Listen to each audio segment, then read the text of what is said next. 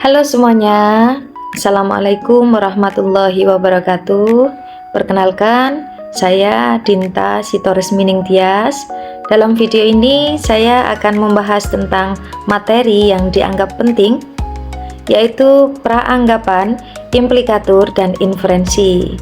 Nah, tiga istilah ini mungkin sering membuat kita bingung ya teman, karena ketiga istilah ini sama-sama berkaitan dengan makna tersirat, tetapi sebenarnya mudah dipahami loh. Ayo kita bahas satu persatu. Perbedaan praanggapan, implikatur, dan inferensi. Kita bahas yang pertama dulu, praanggapan. Praanggapan itu apa sih? Nah, menurut para ahli, menurut Cair, praanggapan adalah asumsi yang dianggap telah diketahui oleh lawan tutur. Cirinya tetap ada walaupun kalimat diingkari. Menurut Cummings, praanggapan adalah asumsi-asumsi atau inferensi-inferensi yang tersirat dalam ungkapan-ungkapan linguistik tertentu.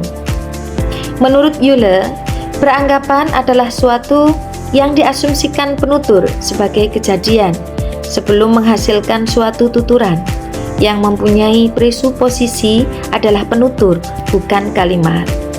Nah, teman-teman, dari pendapat para ahli tersebut dapat kita pahami bahwa praanggapan adalah informasi yang diasumsikan benar oleh pembicara dan pendengar.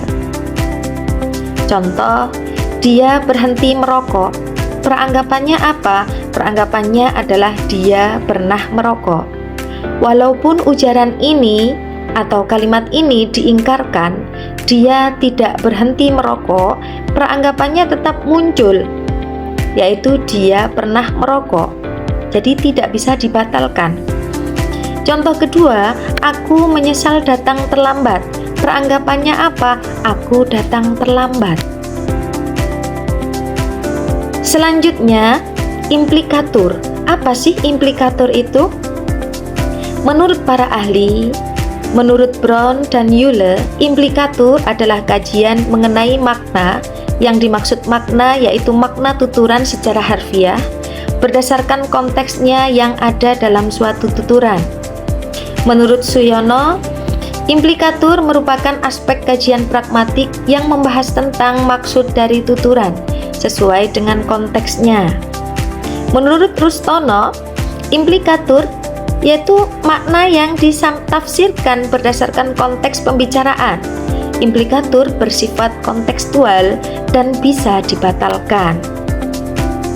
Nah, jadi teman-teman, berdasarkan pendapat para ahli tersebut dapat kita pahami bahwa implikatur adalah makna yang tidak dikatakan secara langsung atau makna tersirat tetapi disimpulkan oleh pendengar. Contoh, si A dan si B. Si A mengatakan, "Apakah kamu suka film itu?" Si B menjawab, "Aku tertidur saat menontonnya." Nah, implikaturnya apa? Maknanya apa? Mungkin si B tidak suka filmnya. Karena ini bersifat kemungkinan, karena makna ini bersifat munculnya berdasarkan kemungkinan, maka bisa dibatalkan, berbeda dengan praanggapan yang sifatnya tidak bisa dibatalkan. Selanjutnya, inferensi menurut para ahli. Menurut Jaja Sudarma, inferensi adalah proses penalaran yang dilakukan pendengar untuk memahami makna yang tersembunyi. Dalam hal ini, pendengar aktif menyimpulkan maksud pembicara. Menurut Puspo Projo, inferensi adalah proses berpikir yang menghubungkan proposisi-proposisi premis menuju pada suatu konklusi, kesimpulan yang logis. Menurut Bahtiar, inferensi adalah proses penalaran untuk menarik kesimpulan dari fakta-fakta atau pernyataan-pernyataan yang diketahui. Nah, teman-teman, berdasarkan pendapat para ahli tersebut, bisa kita pahami bahwa inferensi adalah proses penarikan kesimpulan dari ujaran berdasarkan konteks. Contoh, lampunya terang sekali ya. inferensinya apa? Mungkin diminta untuk dikecilkan. Contoh yang lain, udah malam nih, inferensinya apa? Waktunya pulang.